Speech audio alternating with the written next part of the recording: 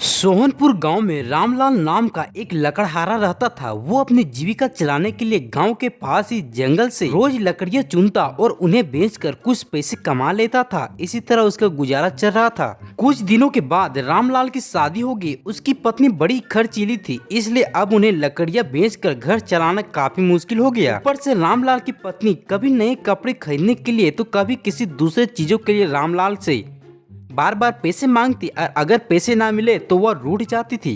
रामलाल अपनी पत्नी से बहुत प्यार करता था, इसलिए उसकी नाराजगी वो बर्दाश्त नहीं कर पाता था। रामलाल ने ठान लिया कि अब वो ज्यादा लकड़ियां इकट्ठा करके बेचेगा ताकि उसकी पत्नी रोज रोज पैसों की कमी ना हो। पत्नी की इच्छा पूरी करने के लिए आज रामलाल घने जंगल तक चला गया। बहुत सारी लकड़ियां चुनकर बाजार में बेच दी। ज्यादा लकड़ियों के कारण ज्यादा पैसे मिले। खुश होकर रामलाल ने सारे पैसे अपनी पत्नी को दे दिए। अब रोज रामलाल ऐसा ही करने लगा। देखते ही देखते उसके मन में लालच इतना बढ़ गया कि वो धीरे धीरे पेड़ काटना भी शुरू कर दिया। काटने से और ज्यादा लकड़ियां हो जाती और उसे अधिक दाम मिलने लगे। लकड़हारा हर हफ्ते एक पेड़ काटता, लकड़ियां बेचकर मिलने वाले पैसे से पत्नी के शौक पूरे करता। पैसे ज्यादा आ रहे थे तो घर भी अच्छे से चल रहा था। धीरे धीरे रामलाल ने पैसों को जुए में लगाना शुरू कर दिया। जुआ खेलने की लत ऐसी लग गई कि रामलाल एक मोटी रकम इसमें हार गया। इस रकम को चुकाने के लिए रामलाल ने एक दो मोटे पेड़ काटने का फैसला लिया। जैसे ही रामलाल ने घने जंगल में जाकर अपनी कुल्हाड़ी एक बड़े से पेड़ पर चलाने की कोशिश की तो उस पर पेड़ की टहनी ने हमला कर दिया। रामलाल चौंक गया, फिर उसे पेड़ की एक टहनी ने लपेट लिया। रामलाल कुछ समझ नहीं पाया कि यह सब क्या हो रहा है। तभी पेड़ से आवाज आई, मूर्ख, तू अपनी लालच के कारण मुझे काट रहा है। तू सारे पैसे जुए में लुटा देता,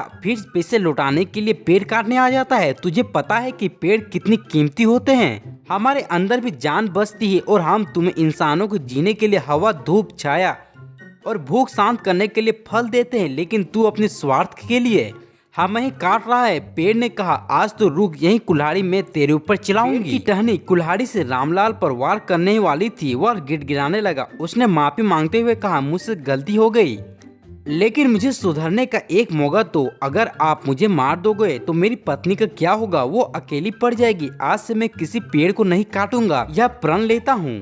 यह सब सुनकर पेड़ को रामलाल के ऊपर दया आ गई। उसने रामलाल को छोड़ दिया। छूटते ही रामलाल भागकर अपने घर गया और पैसों के लालच में ना आने का संकल्प ले लिया।